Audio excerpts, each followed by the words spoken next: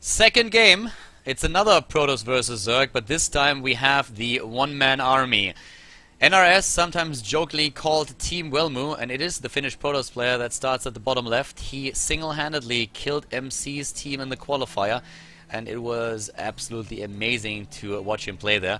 But now he's going up against a very, very strong Zerg player. With the first win in game number 1 against Knight, and Leenock was able to put his team in the lead, and now it is time for him to face Welmu. And this is the game that personally I've been waiting for the entire time. I was really hoping that we will be able to see this one, because it's going to be absolutely great to see those two going up against each other. And I think it's also going to determine a lot about this team match, because whoever's going to take this one is already putting quite the quite a highlight up there. I mean, if Leenock takes it right now, then NIS is seriously in a lot of trouble. Of course, they can revive Welmu later as the ace player, but still, someone needs to take down Leenock, and they don't kid around. They bring the big guns right now. So it's definitely something that could work out. Welmu gets a good scout off into the main base of his opponent immediately, and that's pretty cool on Autism Stronghold, because usually as a Zerg player, you are even thinking about going into double hatch before pool.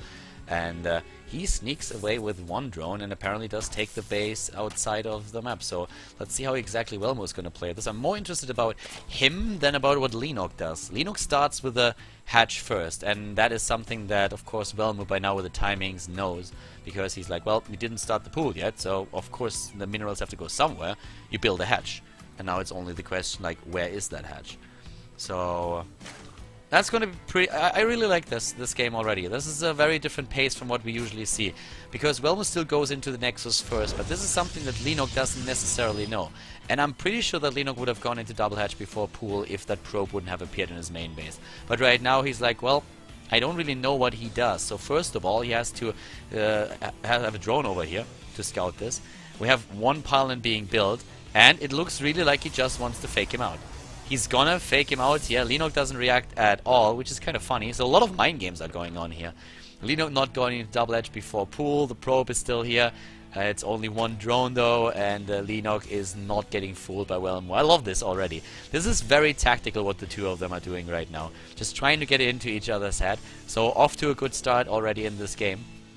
And the spawning pool has been spotted too.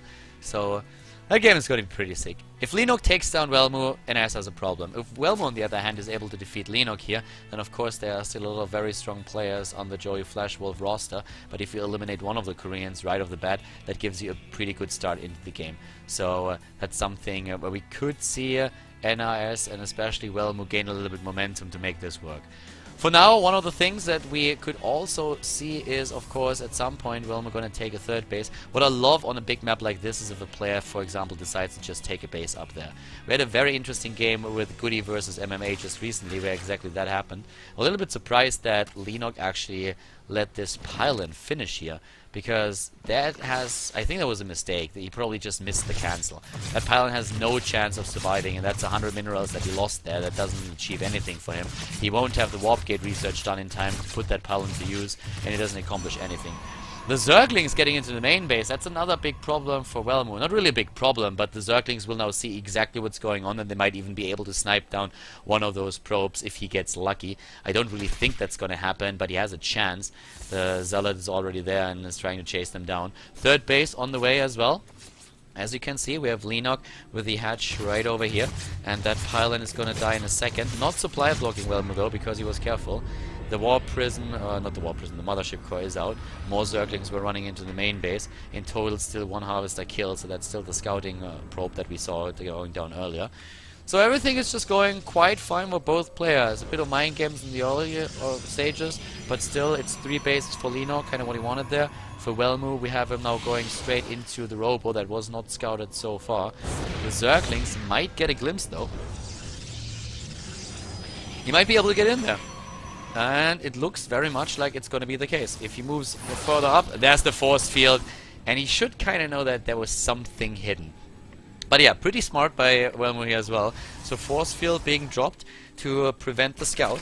I like this game already. It's just these tiny things, these nuances that we currently have that really make it already enjoyable, even though there are no big fights happening and both players just trying to mind game each other a little bit and get maybe a slight lead in the game.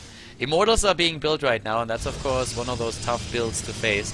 Leenock is adding his own tech into lair, and a Roach Warren of all things, so he should be able to prepare already. Maybe a quick Hydra then would also do him some good here, but we have 6 additional gateways for Welmu right now. Massive aggression coming out of him.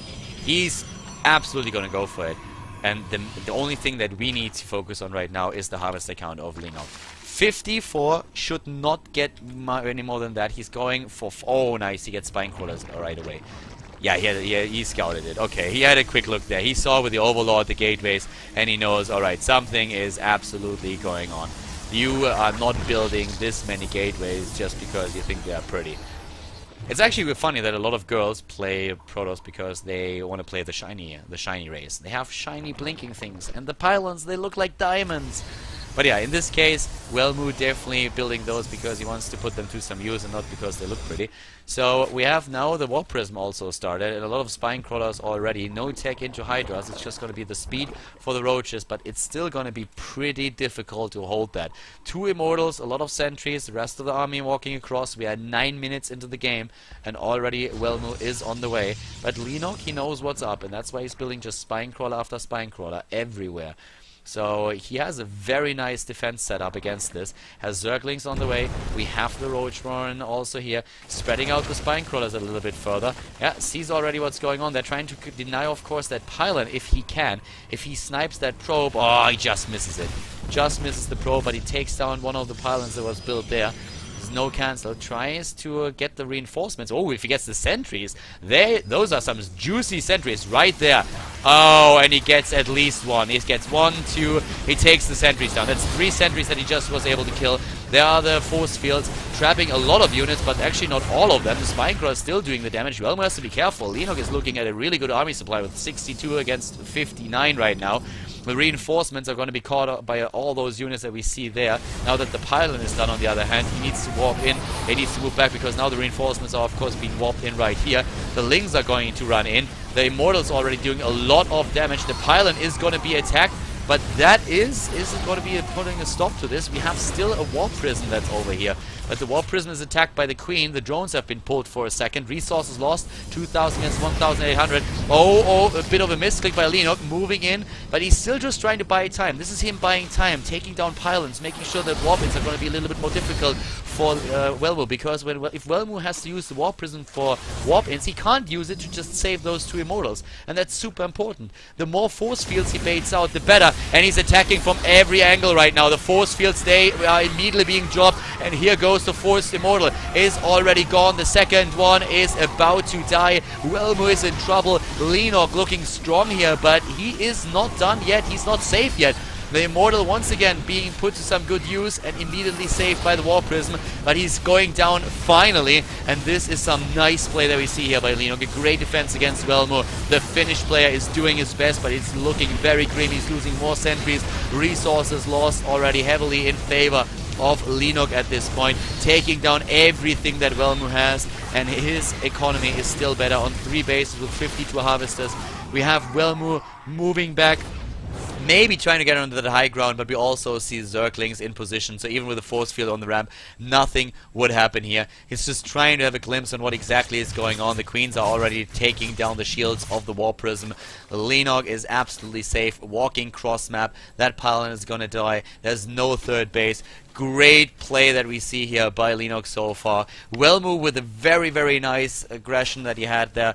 More spine crawlers being built, and even the Hydra Den right now. Leenock is playing this super safe. He's like, yeah, the only thing that can kill me by now is if you decide to go for another massive attack and if I play too greedy. But if I play this safe, then I'm in the lead, then I'm ahead, and you will have a very, very tough time to beat me.